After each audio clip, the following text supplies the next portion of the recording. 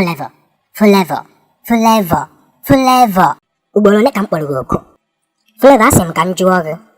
N'oge ọcha ka ọmaka, apụtara m ọrịrị? Ọ nọwụrụ mgbe ibe m pụtara ka m pụtara? Flavor, asị m ka m jụọ gị. Maka na a na-ekwu na ịrapụ obodo anyị jee obodo ọzọ jedite obere nwa kpụrụ isi nata n'ụlọ bịa mee ya eze. Nke kacha ewe m iwe were ịbatara ọka nke anyị bịa dịrị ụmụ obiri Igbo.